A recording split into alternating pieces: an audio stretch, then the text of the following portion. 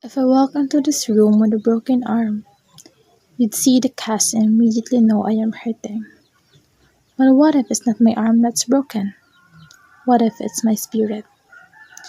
I've realized that the person struggling the most isn't always the one crying in the corner. Sometimes, it's the one laughing the hardest. We often overlook the I got it person, the friend who always listens, the student who never misses a deadline, the one who always has a smile ready. In my experience, the hardest struggles aren't loud. They are hidden behind the mask of being the strong one. But awareness isn't about being dramatic. It's about realizing that the person everyone leans on is often the one who has the hardest time finding a place to lean.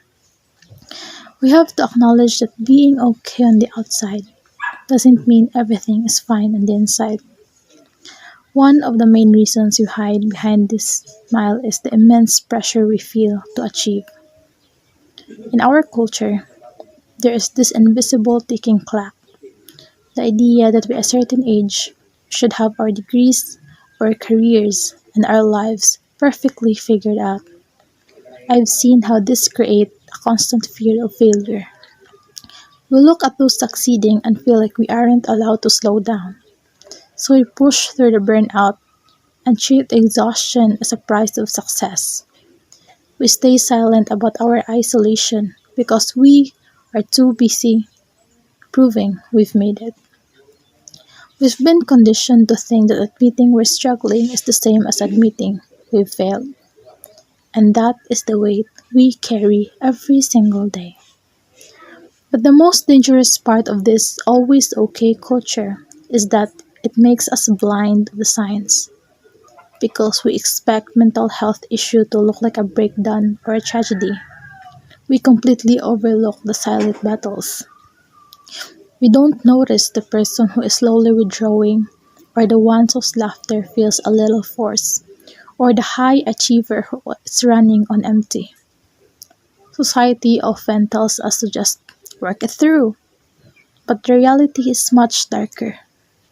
Too often, we only start taking mental health seriously after it has already cost someone their life. We wait for a tragedy to ask why we didn't see the signs, but they were always there, hidden behind the smiles and the I'm fine responses we were all too comfortable believing. So I'll ask again, what if it's not the arm that's broken, but the spirit? We must stop waiting for a tragedy to start caring. Awareness isn't drama.